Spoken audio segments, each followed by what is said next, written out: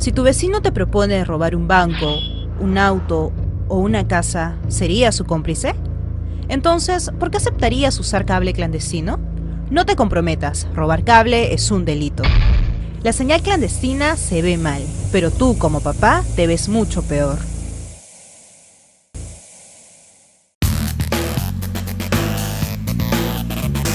El canal de tu comunidad, Teleboyacá es más.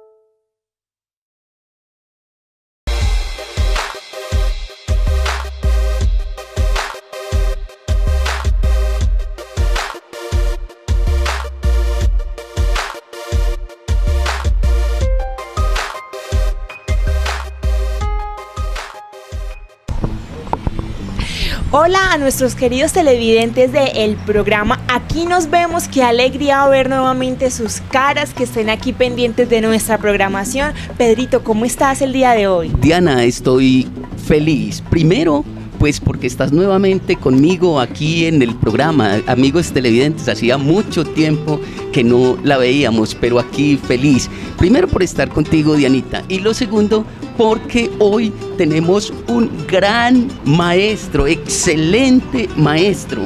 Sí, Pedrito, este programa como que cada vez se pone mejor. Bueno, para dar por ahí como unas pistas, Pedrito, sí. Justamente estamos sentados en el balcón de la casa del maestro Aníbal Gil. Nació en Don Matías en 1932. Sí. Pedrito. Pintor, escultor, grabadista. ¿Qué otra cosa hay por decir? No, ¿Qué artista tan completo? Es un artista completo. Es de los artistas, digamos, más consagrados en el momento que vive Antioquia en el arte colombiano.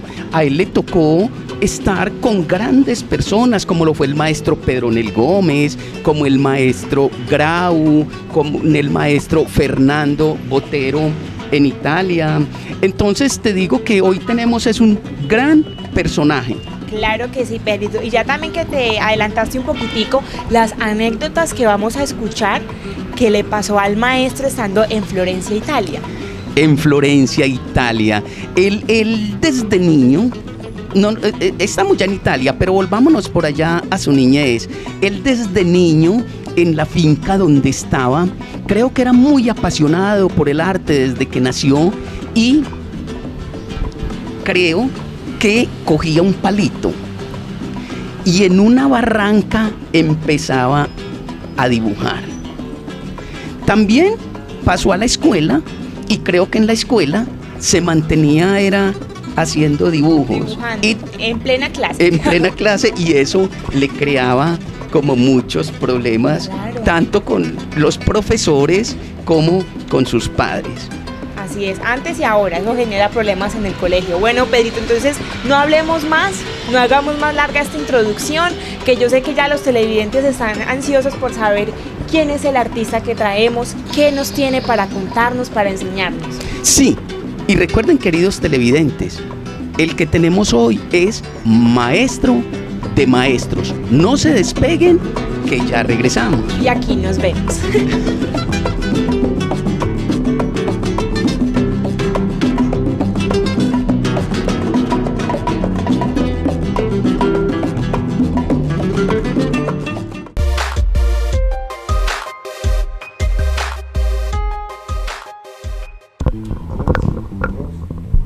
Amigos televidentes, y están en el programa de El Arte Colombiano. Aquí nos vemos. Hoy les decía, tenemos un maestro de maestros. Yo me siento feliz, créanme que me siento feliz, me siento el hombre más virtuoso del mundo en estos momentos, al estar al lado de este gran maestro Aníbal Gil. Maestro Aníbal Gil, bienvenido a nuestro programa Aquí Nos Vemos. ¿Cómo está? Muy bien, muchas gracias. Agradezco al programa esa atención de querer estar aquí en mi casa, compartiendo con las personas pues toda esta experiencia de vida que he tenido en tantos años. Agradezco infinitamente la visita. Maestro, para nosotros es un honor tenerlo aquí en nuestro canal y en nuestro programa también, por supuesto. Maestro, ¿cómo comenzó este proceso del arte? ¿Cómo comenzó su preparación? Por supuesto, vámonos a los inicios de su infancia. Mira, desde muy pequeño yo me di cuenta que el quehacer, los actos manuales tenían una relevancia muy importante en mi vida. Yo dedicaba grandes horas, tiempos a jugar con pequeños elementos que yo mismo iba creando. Dibujaba en las barrancas, yo de pequeño viví en el campo, estuve muy cerca de la naturaleza. A pesar de que en la casa había mucha gente, yo permanecía muchas veces un poco retraído, muy ensimismado, digámoslo así, en estos quehaceres de la creatividad. Sentía una gran pasión por crear algún elemento con el barro, dibujando, etcétera. Todas estas cosas me fascinaban desde muy pequeño. Nuestro maestro es oriundo de Don Matías, Antioquia. Don Matías, Antioquia, donde allá nació un lindo niño, maestro, un lindo niño que fue bautizado y llamado Aníbal Gil. Creo que cuando estaba chiquitico, usted cogió un palito. Y en las barrancas, cuéntenle a los televidentes usted para qué. Sí, desde muy pequeño, como decíamos ahora, era muy común, pues en ese tiempo no tenía la oportunidad de mucho papel, vivía en el campo, entonces todo el aprendizaje se hacía en las así llamadas pizarras. Es un plano de una negro que se trabajaba con un lápiz que producía una línea blanca. Uno podía borrar eso. Entonces ese era el dibujo, ese era el soporte de la expresión de los niños. Maestro, aprendían a leer. Y con el palito ahí en esa pizarra, ¿qué dibujaba en ese entonces? ¿O no recuerdo? No, pues había un cuidado especial por las casas, no sé, casitas, crear casitas, como buscando un espacio. En el campo estaba la casa y era como una determinante muy fuerte en el medio ambiente, el concepto de casa en una gran extensión de campo. Me acuerdo que dibujaba mucho las casas y me impresionaba cómo yo no podía dar la sensación de espacio, era una búsqueda de buscar la perspectiva, que ya estaba como, intuía que había un espacio, una forma de representar el espacio. También la figura humana, cómo manifestar la figura del hombre, el movimiento. Eso fue uno de los primeros elementos con que yo desde muy pequeño trabajaba. Maestro, pero venga, vámonos a cuando estaba chiquito, su familia. Su madre, usted nació y en el mismo año murió su madre. Sí, mi mamá murió a los 3 meses de yo nacer. Me llevaron donde mi padrino, que era un tío, y allá me crié. Era una familia grande, eran 11 hijos, conmigo fueron 12. Era una familia muy numerosa y ahí fui creciendo. ¿Usted era de los menores? De los menores, sí. Yo era de los menores, de los últimos. Se lo llevaron para un sitio entre Santa Rosa y Yarumal. Una hacienda de ganado que hay entre Santa Rosa y Yarumal. Era una hacienda muy grande que contaba con unos 80 o 100 trabajadores. Se sacaba la industria de la leche. Era en la región la hacienda más grande que había en aquel entonces. Entonces yo estaba en contacto mucho con los animales, los caballos, las vacas. Era un ambiente natural en el que yo me movía. Estamos hablando más o menos entre 8 añitos, 8, 10, 12, porque a los 14 usted decide venirse a Medellín. Sí, allí de pequeño había una pequeña escuela para los niños del campo. Allí estuve toda la primaria, después me vine a Medellín a estudiar acá y entré a la Bolivariana. Tuve en 2 colegios, uno con los franciscanos, que tenían un colegio que se llamaba Salazar y Herrera, creo. Y, sí, exacto. Y después entré a Bolivariana y allí estudié el bachillerato, parte del bachillerato, porque en los últimos años yo me dediqué a la pintura. Maestro, de pronto el cambio que hubo del campo hacia la ciudad, aquí exactamente en Medellín, de pronto ¿usted sintió que evolucionó algo en su forma de pintar o dibujar, o esa evolución se quedó ahí? Es decir, ¿hubo de pronto algún cambio del campo a la ciudad en su forma de pintar y dibujar? Bueno, pintar en aquel entonces no se veía muy bien, no se apreciaba mucho, entonces yo tuve que suspender mucho el dibujo porque estaba muy dedicado al estudio. Para mí era muy difícil las matemáticas, entonces me exigían que dedicara mucho tiempo a las matemáticas y que me costaban bastante trabajo. Entonces no dibujaba mucho, pero al empezar a trabajar, yo trabajé 2 años como cobrador en una empresa, pensé que lo mío era la pintura y que me dedicaba a eso. Entonces todas las tardes me dediqué a estudiar pintura con Rafael Sáenz. Sí. Esto transformó completamente mi vida, la partió en 2. Porque un gran maestro, sí, un gran profesor. Era un gran profesor, una persona culta, muy amable, era un hombre que enseñaba no solo pintura, sino era como un humanista, digámoslo así, en todos los campos. Tenía interés en que uno participara y hablara y se metiera en el mundo de todas las ideas. Entonces fue una experiencia muy interesante. Estudié con él 3 años. Esto fue definitivo porque ahí sí yo me volqué completamente hacia la pintura. Sí. Trabajaba en el día y por la noche dibujaba. Sábados y domingos salía a los pueblos con 3 o 4 compañeros más. Íbamos por los pueblos dibujando acuarela, era una técnica que en aquella época se trabajaba mucho, había una tradición de la acuarela en Antioquia, nosotros queríamos continuar eso. Entonces fue una verdadera pasión, a tal punto que alguna vez el profesor me dijo, no trabaje tanto, mérmele. Vamos a la carrera. Yo tengo una pregunta. ¿Cuál es el punto o el momento exacto en su vida que usted dice, yo quiero dedicarme a la pintura toda mi vida? Sí, es un momento muy interesante que lo recuerdo mucho viniendo de Bellas Artes con un compañero. ¿Quién era ese compañero? Se llamaba Argemiro Gómez. Argemiro Gómez, Argemiro Gómez, muchacho muy inquieto en todos los campos del arte. Sí. Bajábamos conversando desde Bellas Artes, que era por allá en la plazuela de San Ignacio. Yo vivía cerca del Hospital de San Vicente y bajábamos conversando y haciendo ilusiones. Ya llegando al hospital conversamos de que por qué no nos dedicábamos al arte a partir de ese momento. Y convinimos, vamos a dedicarnos, pase lo que pase, suceda lo que suceda, nos dedicamos al arte. Pero eso sí, vamos a ser genios. Vamos a dedicarnos completamente al arte. Y desde ese momento pues yo dupliqué más todavía el trabajo, el aprendizaje, todas las manifestaciones artísticas.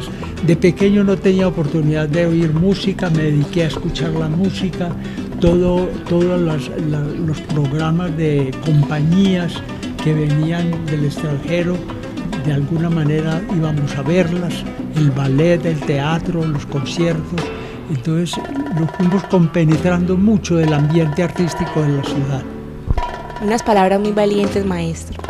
Qué alegría, Dianita, compartir esta bella historia con nuestro maestro Aníbal Gil. De ahí, maestro, entonces usted conoce algunos otros grandes, como al maestro Pedronel Gómez. Sí, claro.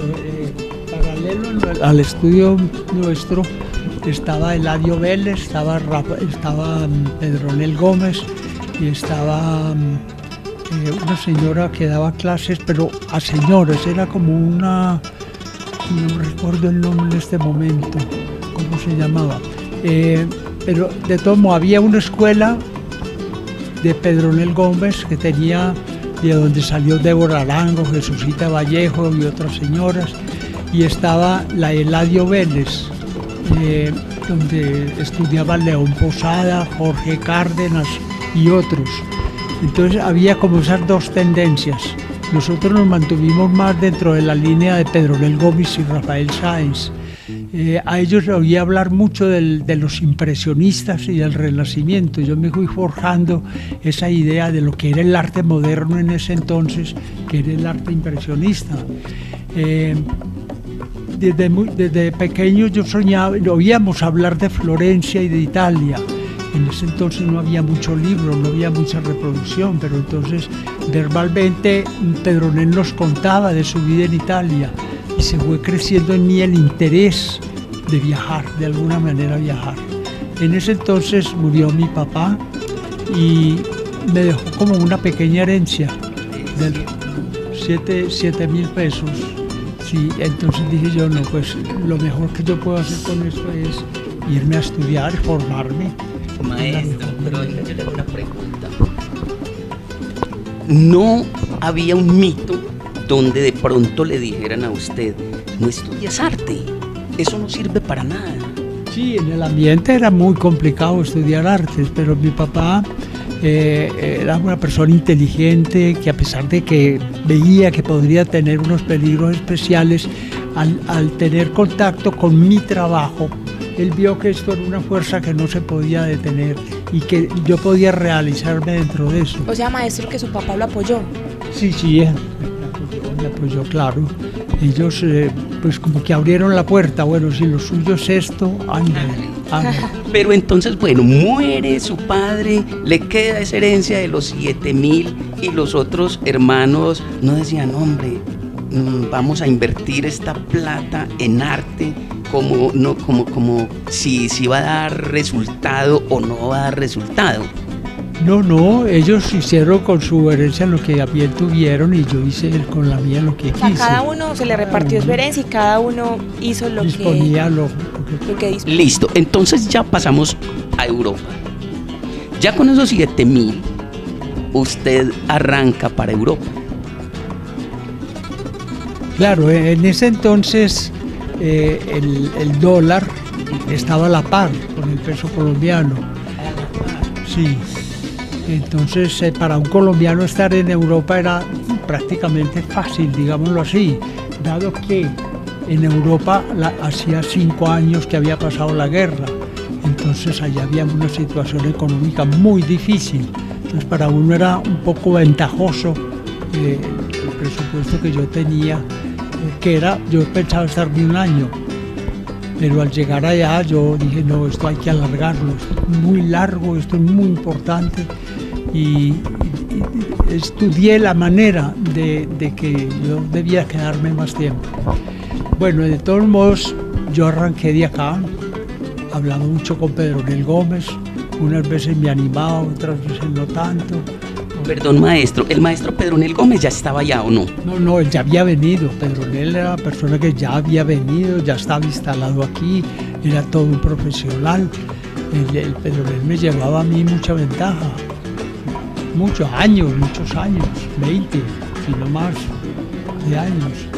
Entonces, él había hecho ya su carrera y había hecho muchas realizaciones aquí en Medellín. Pero conversábamos con él, nos hablaba de Italia, de su estadía en Italia, nos recordaba las dificultades en Europa, los inviernos, la calefacción si no se tenía era muy duro, cómo viajar allá, el hecho de ser extranjero, pero al mismo tiempo hablaba de los clásicos de Miguel Ángel, hablaba de Masaccio, Piero de la Francesca, entonces uno se entusiasmaba mucho con todo este proyecto de vida, ¿no? Bueno, yo resulté yéndome, me fui por barco, me acuerdo que valió 200 pesos el pasaje. Maestro, ¿y cuántos días? ¿En barco cuántos días? En barco eran 22 días de viaje por el mar, ¿no? ¿Pero usted se fue solo o se fue con alguien más? Solo, y claro. Maestro, ¿y cuando usted llega ya a Florencia, Italia, qué decide hacer? ¿Especializarse o estudiar en dónde? ¿En una academia, en una universidad? Claro, yo iba con la idea de estudiar en la Academia de San Marcos de Florencia. Allá me matriculé en un curso que era para técnicas murales. el fresco, el estuco, el vitral, todo lo que tuviera que ver con el muro. Era la especialización. Y yo iba muy entusiasmado con el fresco porque Pedronel, que era un pionero del fresco en nuestro medio, hablaba mucho de esta técnica, que a su vez en el Renacimiento fue la gran realización del Renacimiento, la técnica mural, ¿no? Maestro, lo voy a interrumpir un poquito. Usted llega y entonces llega a esa escuela o a esa academia y allá se encuentra con el maestro Grau y con el maestro Fernando Botero. Sí, sí. Ahí hicieron un planteamiento también de que quería conocer la ciudad y compran una moto. ¿Quién compró la moto o cómo fue ese encuentro primero? Cuando yo llegué, ya Fernando hacía poco estaba en Florencia, Fernando Botero. Él tenía una moto, una lambreta que era muy común en aquel entonces en Italia. Pues nos veíamos en la academia, él frecuentaba poco la academia. Fernando ha sido muy autodidacta, trabajaba mucho en su estudio y de pronto iba a la academia, hacía alguna cosa y se volvía a perder, ¿no? Se perdía. Después llegó Grau, que sí tenía mucho interés en las técnicas, también en murales. Yo no lo conocía a él, había hablado mucho de él porque ya había realizado parte de su carrera aquí en Colombia. Él era una persona que me llevaba por ahí unos 10 años, ya era muy profesional. Pero de todos modos hicimos una gran amistad, entró a la academia, íbamos todos los días a la academia. Y volviendo a la moto, Fernando Botero algún día dijo que le querían comprar la moto, que quería salir de ella. Y era muy barato, yo la compré y posteriormente vino Augusto Rendón, antioqueño, que vive hoy en día en Bogotá, un buen grabador. Entonces estábamos Fernando Botero, Enrique Grau y Augusto Rendón, en el campo de la pintura y yo. Hicimos algunos viajes en la moto, porque allá había un hijo de Pedronel Gómez que estudiaba música, concretamente el violonchelo. También tenía su buena moto y otros que estudiaban arquitectura también, algunos tenían motocicleta. Hicimos varios viajes por Italia en moto, fue muy interesante esos viajes. Creo que conocieron mucho. Mucho, sí, sí. Maestro, y entonces... Bueno, Pedrito, entonces hagamos una pausa pequeña y continuamos entonces con las historias y las aventuras que tuvo el maestro por allá en Italia y en Florencia con sus compañeros. Vamos a unos mensajes institucionales y ya regresamos a su programa. Aquí nos vemos. No se despeguen.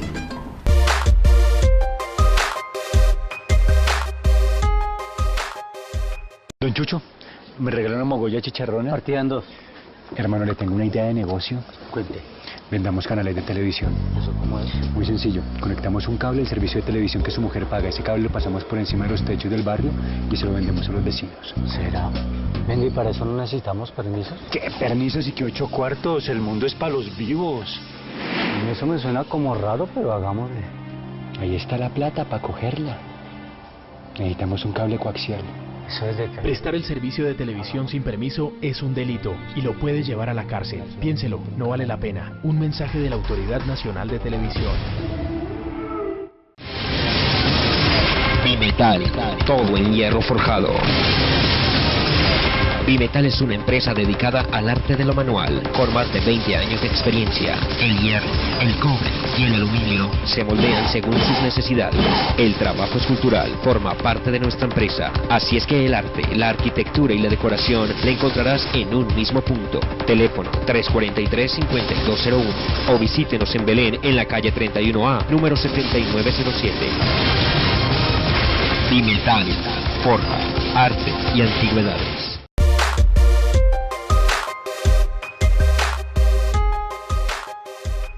Gracias por continuar con nosotros en el programa Aquí nos vemos. Estamos de vuelta con el maestro Aníbal Gil. El maestro antes nos mencionaba durante la entrevista que en esa época que ya era muy difícil tener de pronto un libro o un papel o algún escrito donde uno se pudiera basar y estudiar.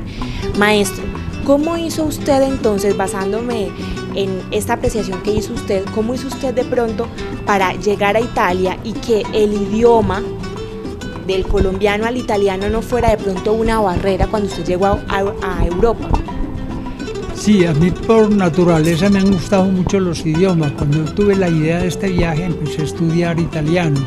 Había aquí un estudiante de ingeniería que yo conocí en aquel entonces, hijo de un italiano que había venido aquí a reformar y construir iglesias, era arquitecto. Y con él empecé unas clases de italiano. Me fue muy fácil, yo tenía mucho interés en el idioma y pues la edad recordaba muy bien todas las palabras, el vocabulario, y cuando llegué a Florencia yo ya me defendía perfectamente. Maestro, aquí de pronto nos podría dar ese ejemplo de un poquitico de italiano, algo que usted nos quiera de pronto enseñar en italiano, algo el de saludo. Lo que se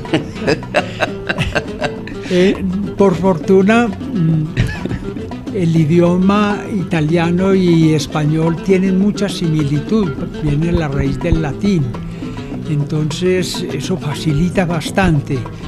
Yo de pequeño había estudiado un poco de latín, en aquel entonces estudiaba las raíces latinas y todo eso me facilitó el aprendizaje. Bueno, no, el italiano es un idioma muy bonito, muy sonoro,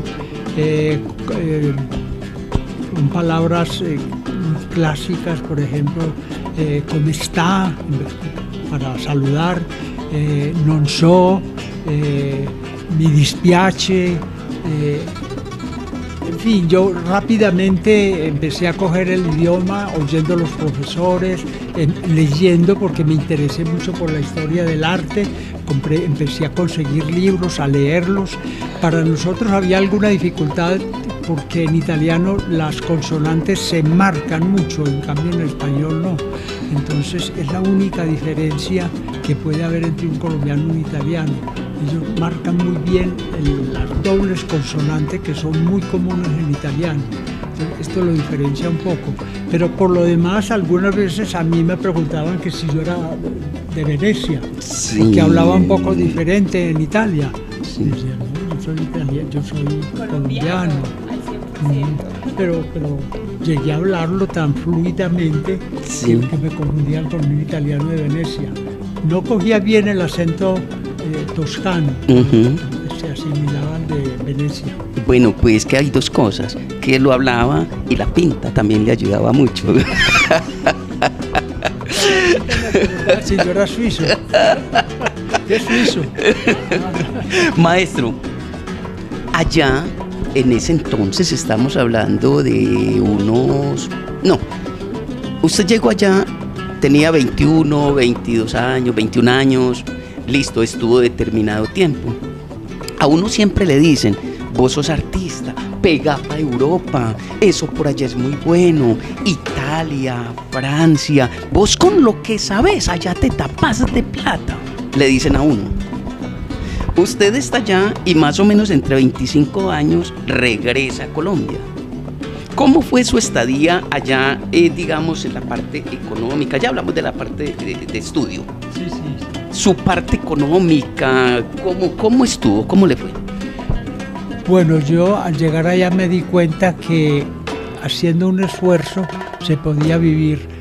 Yo disponía como de $100 mensuales, pero yo dije, no, yo puedo vivir con la mitad. ¿Y qué hacía, maestro? Entonces devolvía $50. Aquí se vendían un poco mejor y fue incrementando un poquito el capital que yo tenía. Esto permitió que reduciendo el presupuesto a la mitad, esa pequeña ganancia que había al revender esos dólares, yo pude estarme 4 años largos más. En vez de estar 1 año, estuve 4. Sí.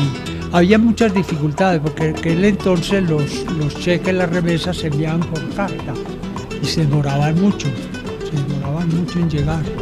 Entonces había días en que uno no tenía plata. Era muy duro esto, pasé crujidas de días que casi ni comía, muy angustiado. pero ¿Que le tocó lavar su ropa? yo lavaba mi ropa, yo hacía de comer. Al final, los últimos años, yo hacía de comer. Entonces tampoco fue muy fácil. No, fue momentos muy difíciles, porque además, por fortuna, yo era muy organizado, no gastaba, sino que ahorraba. Yo disponía, cada mes lo iba estructurando de tal manera que me diera y que usted me sobrara. Entonces eso permitió que yo pudiera estar más tiempo, que pudiera hacer algunos viajes. Sí. Maestro, usted en el arduo recorrido que lleva como artista, ¿con qué estilo se identifica más? ¿Con qué dices? ¿Con qué estilo? Si es con el cubismo o con otro estilo, de pronto que usted tenga mayor afinidad también a la hora de pintar. Sí, a mí me interesó desde muy pequeño las distintas técnicas. Maestro, pero venga, Dianita, espere, que es que yo no he terminado con él lo de Europa. Y ya enseguida nos metemos a la técnica para que los televidentes se den cuenta de todo lo que ha hecho nuestro maestro. Maestro, entonces usted se devuelve para Colombia, 25 años. Ya tenía una hoja de vida muy amplia, siempre y cuando usted llega aquí y empieza directamente con otros empleos de maestro, de profesor. Sí, al llegar a Colombia de la Universidad Nacional y del Instituto de Artes me ofrecieron que si quería dar clases. Y yo pues dije, sí, una de las misiones mías es poder enseñar pues, lo que he podido aprender en Europa. Entonces dediqué parte de mi tiempo, porque era muy importante que yo tuviera mío para realizar mi trabajo. Entonces algunas horas las dediqué a la enseñanza.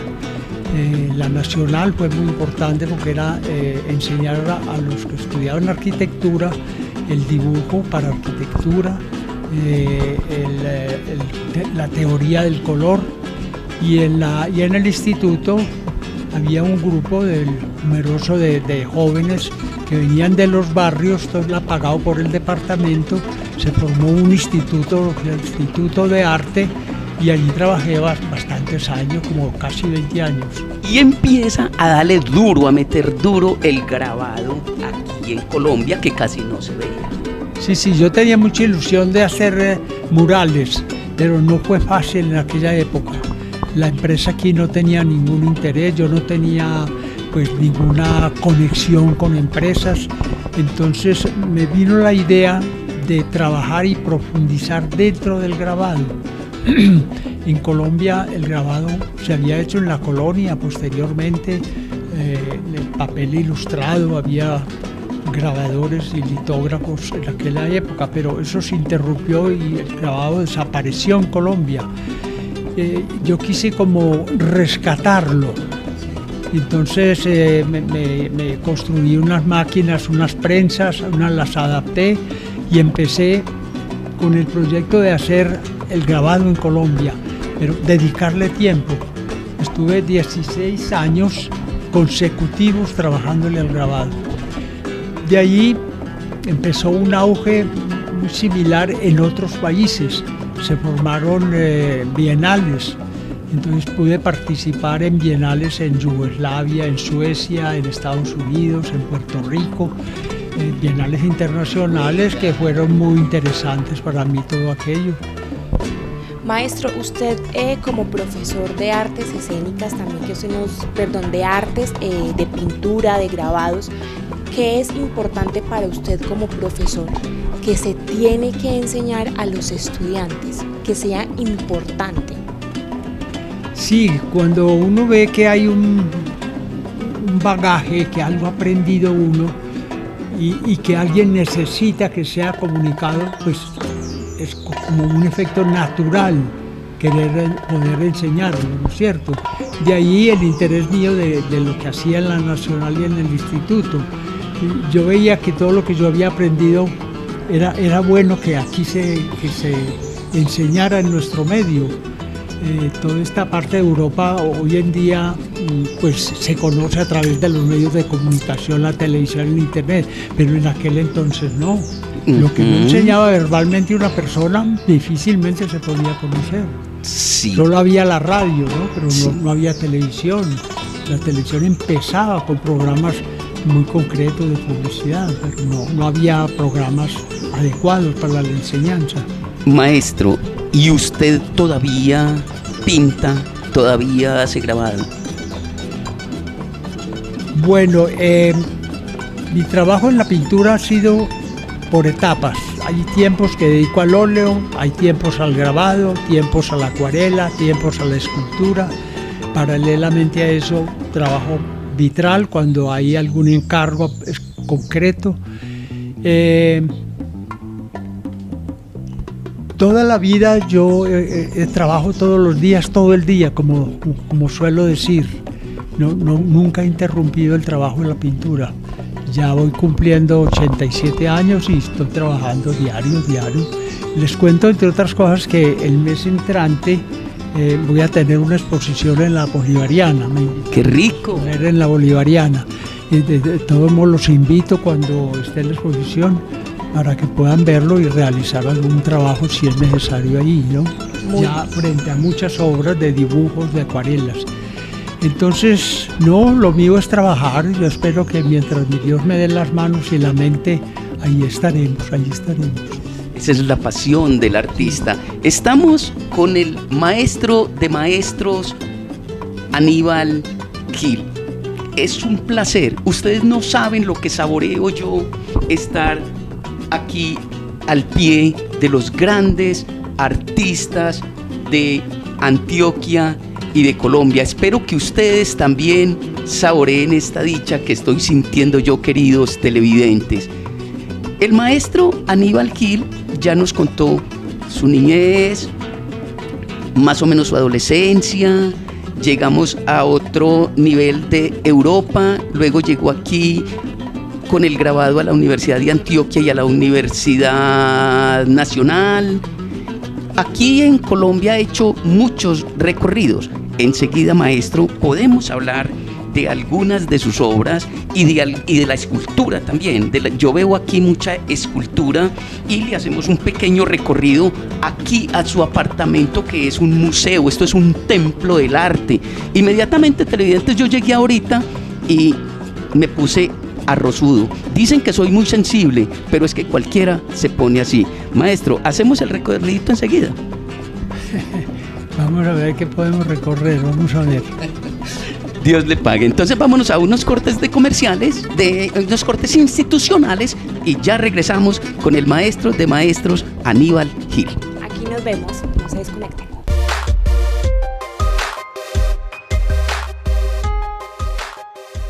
¿Me regaló una mogolla chicharrona? Partida en dos. Hermano, le tengo una idea de negocio. Cuente. Vendamos canales de televisión. ¿Eso cómo es? Muy sencillo. Conectamos un cable del servicio de televisión que su mujer paga. Ese cable lo pasamos por encima de los techos del barrio y se lo vendemos a los vecinos. ¿Será? Venga, ¿y para eso no necesitamos permisos? ¿Qué permisos y qué 8 cuartos? El mundo es para los vivos. Eso me suena como raro, pero hagámosle. Ahí está la plata para cogerla. Necesitamos un cable coaxial. Eso es de que... Prestar el servicio de televisión sin permiso es un delito y lo puede llevar a la cárcel. Piénselo, no vale la pena. Un mensaje de la Autoridad Nacional de Televisión. Bimetal, todo en hierro forjado.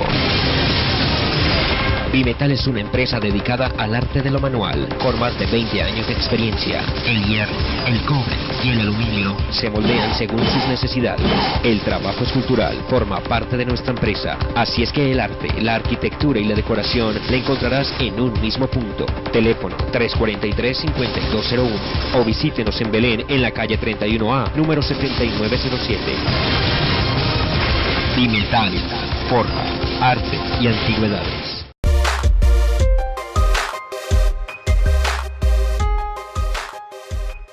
Bueno, y justamente en este momento vamos a iniciar el recorrido artístico en las obras del maestro Aníbal Gil. Maestro, ¿nos podría de pronto hablar un poquitico de esta obra?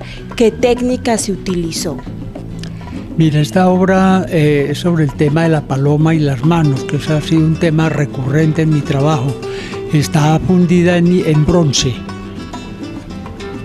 Maestro, ¿y cuánto tiempo se demoró usted en hacer esta obra? Esto hace parte de una serie. Cuando yo empiezo a trabajar en escultura, hago una serie de unas 10, 15 obras, dándole continuidad al tema y a la técnica. Una obra de estas puede demorar unos 4 o 5 días la ejecución, porque después viene el problema técnico, que es muy complejo y demorado. Bueno, maestro, aquí también pasamos y vemos también otra de sus obras. Nos mencionaba la fijación de las palomas y las manos. ¿A qué se debe esta fijación? La paloma fue un tema que empezó en una plaza de Florencia donde habían palomas. Yo espontáneamente iba dibujando, me sentaba en la plaza a dibujar y fue un elemento que fue quedando en mi temática. Lo fui asociando con las manos y con el hombre y pasó a través de los años, tuvo cierta continuidad en mi trabajo. Bueno, maestro, aquí también vemos otra obra, pero esta también es como de un cuerpo humano y otra paloma. También es normal ver en sus obras también los cuerpos o los bocetos humanos. Sí, indudablemente la paloma la asocio con la figura humana, bien sea las manos o la figura entera. Siempre y en todas las técnicas he trabajado este tema. Maestro, ¿y esta obra la realizó estando aquí en Colombia o en Italia? No, esto es realizado acá, es una serie que hice en madera, trabajo con gubias en madera. Son las dos técnicas que he empleado, el bronce y la madera. Esta es una muestra de lo que puede ser un trabajo que no es de grandes dimensiones, todos tienen más o menos esta misma dimensión, fueron hechos durante un lapso de tiempo concreto también, con el tema de la figura humana y la paloma. Bueno, maestro, y continuamos entonces por acá también, bien pueda, maestro, por acá. Estas ya son unas pinturas. Esta nos contaba una historia muy bonita que fue su primera obra cuando llegó a Italia, su primera pintura. Sí, como yo había pintado mucho paisaje, quise como experimentar el ambiente, el lugar, el paisaje de Italia, y este fue uno de los primeros trabajos que realicé en los alrededores de Florencia. Maestro, de pronto este paisaje tiene algo de similitud cuando usted era joven y estaba viviendo en Don Matías, Antioquia. Sí, tiene una cierta relación con la técnica al iniciar el estudio de la acuarela, pero tiene un ambiente y un color que ya son propios de Europa, no es el trópico. Muy bien, maestro, por acá también vemos otra obra hermosa. Sí, este es el óleo, el primer óleo que pude trabajar, lo conservo y lo aprecio mucho porque recuerda los primeros días en que empecé a trabajar que fueron definitivos en mi trabajo y en mi vida. ¿Cuántos años puede tener esta obra, maestro, más o menos? Pues esto es del 51. Eso, ponle 51. Bastante tiempo, maestro. Bueno, entonces vamos a continuar también por el recorrido, pero entonces vamos a seguir caminando por acá y ya enseguida volvemos. Ah, esta también. Es muy interesante porque ya hay como una asimilación de la obra europea, de Giotto, de esos pintores renacentistas. Yo lo aprecio mucho por eso. Es un ejemplo de toda esa influencia de Italia en mi trabajo. Es decir, cuando usted fue a recibir clases a Italia, hizo esta obra. Sí, esto fue hecho en Italia. Sí. Maestro, ¿y quién es ella? ¿Es una italiana de pronto? No, es una figura imaginaria, muy inspirada en la imaginería italiana. Bueno, maestro, ya estamos en otra parte de su casa. Aquí hay muchas más obras y muchas más reliquias históricas del arte, por así decirlo. Vemos una cantidad de esculturas con diferentes nombres. Tenemos Plegaria 1, también tenemos Mujer Desplazada. Esos nombres, los colores, las estructuras, ¿qué significan? Todas son esculturas de la serie que se hace en bronce. Hay distintos temas. Por ejemplo, estos enamorados, esta mujer con paloma, siempre trabajando la paloma, una paloma sola. Yo trabajo varios temas en la escultura, como Plegaria. Maestro, y de pronto, al momento de usted realizar estas esculturas, ¿en qué piensa o en qué se inspira?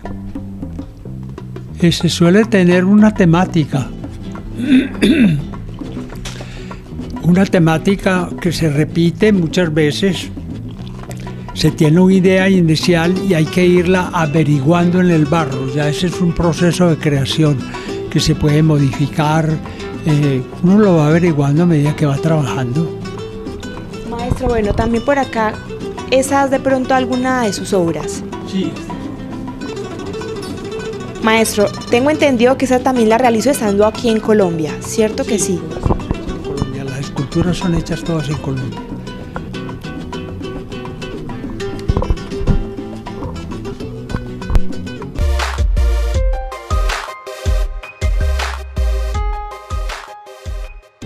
Y continuamos aquí, queridos televidentes. Cada momento, cada minuto, cada hora, más feliz con mi gran maestro de maestros, Aníbal Gil. Les recuerdo que en estos días el maestro va a tener una exposición aquí en la Universidad Pontificia Bolivariana. Maestro, esa exposición va a ser de grabado, de pintura, ¿de qué va a ser? Es una exposición básicamente en el dibujo. Son unas series de distintos temas en la técnica del dibujo y también una serie de acuarelas. ¿Más o menos cuántas obras vamos a tener allá? Son por ahí unas 100 obras. 100 obras en pequeño formato. En pequeño formato, sí. Además, yo voy a tener unos catálogos, su técnica al temple, al óleo, el dibujo, la acuarela, el grabado, matriz en madera de grabado. Matriz en madera de grabado. Como les digo, queridos televidentes, yo voy a tener este catálogo, voy a tener aproximadamente unos 5 para los que quieran se acercan al canal o me buscan y yo con mucho gusto se los obsequio. Esto es un tesoro, o no se los obsequio yo, se los obsequia nuestro maestro Aníbal Gil. Con mucho gusto. Sí. Gracias, maestro.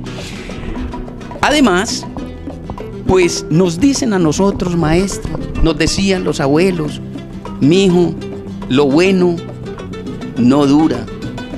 Y se nos está acabando el tiempo. Qué pesar, maestro, tenernos que despedir, pero yo creo que el canal Teleboyacá y el programa Aquí Nos Vemos vamos a estar en su exposición en la Universidad Pontificia Bolivariana, repito, para que nos acompañen y allá vamos a mirar todos estos dibujos, toda la obra completa.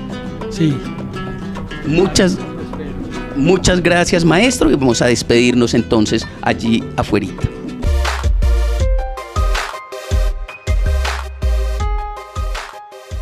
Bueno, a nuestros queridos televidentes del programa Aquí Nos Vemos, hemos llegado a el último tiempo, el último espacio, el último minuto que tenemos ya con nuestro maestro Aníbal Gil.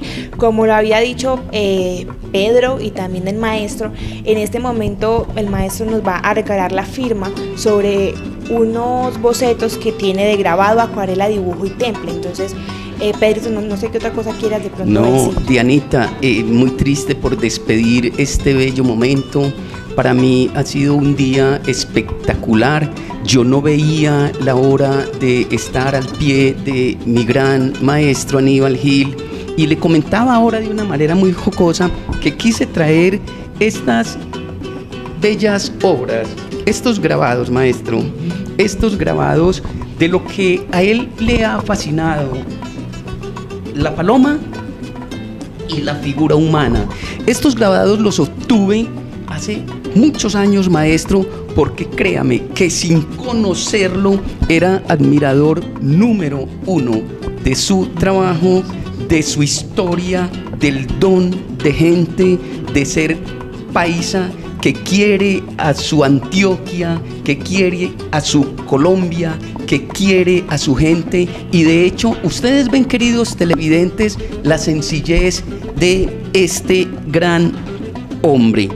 Aquí tengo la otra, que es también la representación del grabado en la figura humana. Maestro, yo me siento muy complacido, pero mucho, de compartir con usted, porque usted sabe que yo siento la sensibilidad del arte, yo siento el arte en mis venas, y estar con personas como usted para mí es un honor muy grande que usted me hace y que le hace a los televidentes. Muchas gracias. Pues muchas gracias a ustedes por la visita y el interés que han demostrado en mi trabajo. Y ahora, pues maestro, este tesoro que nos va a regalar, maestro, queremos grabar su nombre, su firma, y que sea usted, maestro, directamente quien nos regale este tesoro. Adelante, maestro.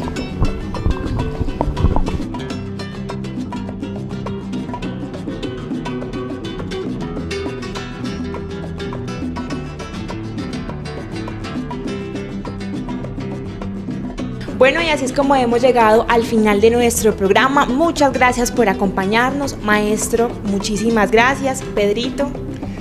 Sí, yo no me quiero ir.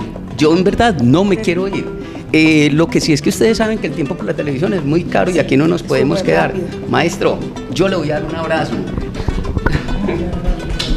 Que Dios me lo bendiga, maestro. Maestro, muchas gracias. Y no sabe lo emocionado que me siento de estar a su lado. Dios me lo bendiga y esperamos tenerlo en una otra oportunidad. Bueno, claro que sí. Entonces, a todos los televidentes a que se conecten y estén pendientes de la exposición que el maestro va a tener en la Bolivariana. Nos vemos en una próxima emisión. Chao, chao.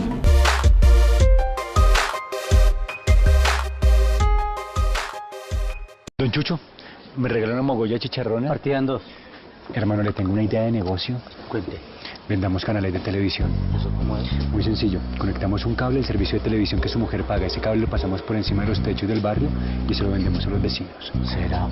Venga, ¿y para eso no necesitamos permisos? ¿Qué permisos y qué 8 cuartos? El mundo es para los vivos.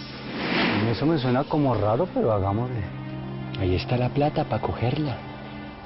Necesitamos un cable coaxial. ¿Eso es de qué? Prestar el servicio de televisión sin permiso es un delito y lo puede llevar a la cárcel. Piénselo, no vale la pena. Un mensaje de la Autoridad Nacional de Televisión.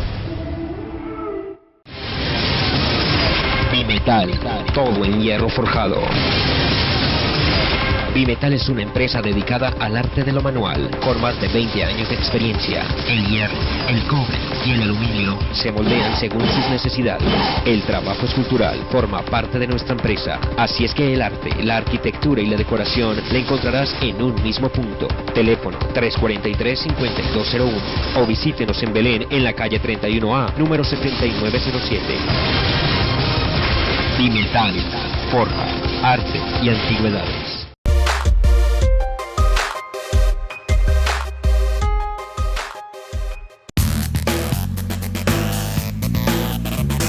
El canal de tu comunidad, Teleboyacá es más.